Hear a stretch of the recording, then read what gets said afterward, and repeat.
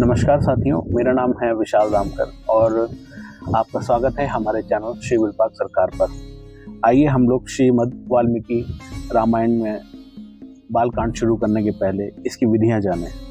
हम जानें कलयुग की स्थिति, कलिकाल के मनुष्यों के उद्धार का उपाय, रामायण पाठ, उसकी महिमा, उसके श्रवण के लिए उत्तम काल आदि का वर्णन। तो प्रारंभ करते हैं। जी समस्त संसार को शरण देने वाले हैं। श्री राम के बिना दूसरी कौन सी गति है। श्री राम कलयुग के समस्त दोषों को नष्ट कर देते हैं, अतः श्री रामचंद्र जी को नमस्कार करना चाहिए। श्री रामचंद्र से काल रूपी भयंकर सर्प भी डरते हैं। जगत का सब कुछ श्री राम के वश में है। श्री राम मेरी अखंड भक्ति बनी रहे। हे राम, आपकी मेरा आधार है। चित्रकूट में निवास करने वाले भगवती लक्ष्मी के आनंद निकेतन और भक्तों को अभय देने वाले परमानंद स्वरूप भगवान श्री राम को मैं नमस्कार करता हूँ। संपूर्ण जगत के अभिष्ट मनोरथों को सिद्ध करने वाले ब्रह्मा, विष्णु और महेश आदि देवता जिनके अभिन्न अंश मात्र हैं, उस परम विशुद्ध सच्चिदानंद परमादेव श्री रामचंद्र जी को मैं नमस्कार करता हूँ और उन्हीं के भजन चिंतन में लगा रहता हूँ। ऋषियों ने कहा, भगवान आप विद्वान हैं, ज्ञानी हैं। हमने जो कुछ पूछा था वह सब आपने हमें भली भांति बताया है।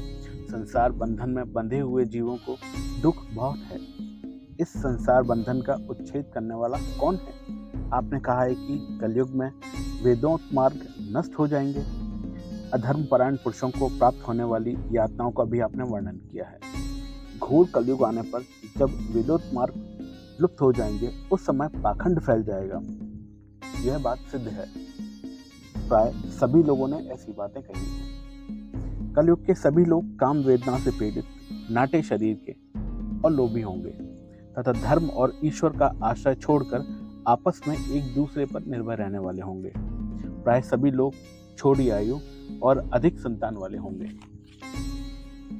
उस कलयुग की स्त्रियां अपने ही शरीर पोषण में लगी रहेंगी और उनका आचरण उचित नहीं होगा। वह अपने पतियों की वे अपनी पति का आज्ञा का अनादर करके सदा दूसरों के घर आया जाया करेंगी। उत्तम कुल की स्त्रियां भी पर पुरुषों के निकट बैठने वाली होंगी। कलयुग में अधिकांश स्त्रियां वाचाल होंगी। भिक्षा से जीवन निर्वाह करने वाले सन्यासी भी मित्र आदि के स्नेह संबंध में बंधे रहने वाले होंगे। वे भोजन के लिए चिंतित होने के कारण लोभवश शिष्यों का संग्रह करेंगे। जब ब्राह्मण पाखंडी लोगों के साथ रहकर पाखंड पूर्ण बात करने लगेंगे, तब यह जानना चाहिए कि कलयुग का प्रारंभ हो गया है। ब्राह्मण इस प्रकार घोर कलयुग आने पर सदा पाप पारण रहने वाले कारण जिसके अंतःकरण शुद्ध नहीं हो सकेगा, उन लोगों की मुक्ति कैसे होगी? धर्मात्मा में श्रेष्ठ सर्वज्ञ सूत जी, देवादिदेव देवेश्वर जगत गुरु भगवान श्री रामचंद्र जी जिस प्रकार संतुष्ट हों, वह उपाय हमें बताइए। मुनि श्रेष्ठ सूत जी, इस सारी बातों पर आप पूर्ण रूप से प्रकाश डालिए। आपके वचनामृत का पान करने से किसको संतोष नहीं होता है? तब सूत जी ने कहा, मुनिवरों, आप सब लोग सुनिए। आपको जो सुनना अभिष्ट है वह मैं बताता हूँ। महात्मा नारद जी ने सनत कुमार को जिस रामायण नामक महाकाव्य का गान सुनाया था, वह समस्त पापों का नाश और दुष्ट ग्रहों का बाधा का निवारण करने वाला है। वह संपूर्ण वेदार्थों की सम्मति के अनुकूल है। उससे समस्त दुखों का नाश हो जाएगा। वह धन्यवाद के योग तथा भोग और मोक्ष फल स्वरूप प्रदान करने वाला होगा। उसमें भगवान श्री रामचंद्र जी की लीला कथन का वर्णन है। वह काव्य अपने पाठक और श्रोताओं के लिए समस्त कल्याणमयी सिद्धियों को देने वाला है। धर्म, अर्थ, काम और मोक्ष, इन चारों पुरुषार्थों का साधक है। महान फल देने वाला है। यह अपूर्व काव्य पुण्यमय फल प्रदान करने की शक्ति रखता है। आप लोगों को एकाचित्र होकर इसका श्रवण करना चाहिए। महान पातकों तथा संपूर्ण उपपातकों युक्त मनुष्यों भी उस ऋषि प्रणीत दिव्य काव्य का श्रवण करने से शुद्धि प्राप्त कर लेते हैं। संपूर्ण जगत के हित साधन में लगे रहने वाले जो मनुष्य सदा रामायण अनुसार बर्ताव करते हैं, वह संपूर्ण शास्त्रों के मर्म को समझने वाले और कृतार्थ हैं। विप्रवरों, रामायण धर्म, अर्थ, काम और मोक्ष का साधन तथा परम अमृत रूप है, अतः आप सदा भक्ति भाव से उसका श्रवण करना चाहिए।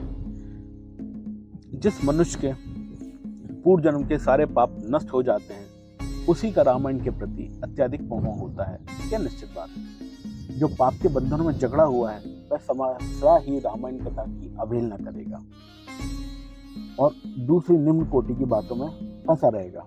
उस असत गाथाओं में अपनी बुद्धि के आसक्त होने के कारण वह तद्रूप ही बर्ताव करने लगता है। इसलिए द्विजेंद्रगण, आप लोग रामायण नामक परम पुण्यदायक उत्तम काव्य का श्रवण करें, जिसके सुनने से जन्म, जरा और मृत्यु के भय का नाश हो जाता है तथा श्रवण करने वाले मनुष्य पाप दोष से रहित हो अच्छे स्वरूप हो जाते हैं। रामायण काव्य अत्यंत उत्तम, वर्णनीय, मनोवांच फल देने वाला है। वह उसका पाठ और श्रवण करने वाले समस्त जगत को शीघ्र ही संसार सागर के पार लगा देता है। इस आदि काव्य को सुनकर मनुष्य श्री रामचंद्र जी के परम पद को प्राप्त कर लेता है। जो ब्रह्मा, रुद्र और विष्णु नामक भिन्न भिन्न रूप धारण करके विश्व की सृष्टि, संहार और पालन करते हैं, उन आदिदेव परमोत्कृष्ट परमात्मा श्री रामचंद्र जी को अपने हृदय मंदिर में स्थापित करके मनुष्य मोक्ष का भागी होता है। जो नाम तथा जाति आदि विकल्पों से रहित, कार्य कारण से परे, सर्वोत्कृष्ट, वेदांत शास्त्र के जानने योग्य तथा अपने ही प्रकाश से प्रकाशित होने वाले परमात्मा है, उनका समस्त वेदों और पुराणों के द्वारा साक्षात्कार होता है। विप्रवरों, कार्तिक माघ और चैत्र मास के शुक्ल पक्षों में 9 दिनों में रामायण की अमृतमयी कथा का श्रवण करना चाहिए। जो इस प्रकार श्री रामचंद्र जी के मंगलमय चरित्र का श्रवण करता है, वह इस लोक और परलोक में भी अपने समस्त उत्तम कामनाओं को प्राप्त कर लेता है। वह सब पापों से मुक्त हो अपनी 21 पीढ़ियों के साथ श्री रामचंद्र जी के उस परम धाम में चला जाता है। वहां जाकर मनुष्यों को कभी शोक नहीं करना पड़ता है। चैत्र, माघ और कार्तिक के शुक्ल पक्ष में परम पुण्यमय रामायण कथा का नवाह पारायण करना चाहिए तथा 9 दिनों तक इसे प्रत्ययपूर्वक सुनना चाहिए। रामायण आदि काव्य है, यह स्वर्ग और मोक्ष देने वाला है, अतः आप संपूर्ण धर्मों से रहित कलयुग आने पर 9 दिनों में रामायण का अमृतमयी कथा को श्रवण करना चाहिए। ब्राह्मणों, जो लोग भयंकर कालिकाल में श्री राम का नाम का आश्रय लेते हैं, वही कृतार्थ होते हैं। कलयुग उन्हें बाधा नहीं पहुंचाता। जिस घर में प्रतिदिन रामायण की कथा होती है, वह तीर्थ रूप हो जाता है। वहां जाने से दुष्टों के पाप का नाश होता है। तपोधनों, इस शरीर में तभी तक पाप रहते हैं जब तक मनुष्य श्री राम कथा का भली भांति श्रवण नहीं करता।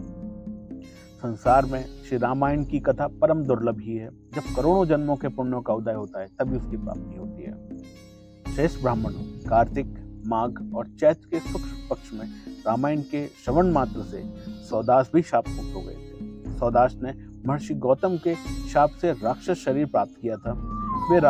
वे रामायण के प्रभाव से ही पुनः उस शाप से छुटकारा पा सके थे।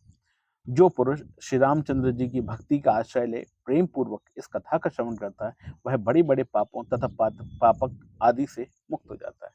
जय श्री राम। ओम नमः शिवाय।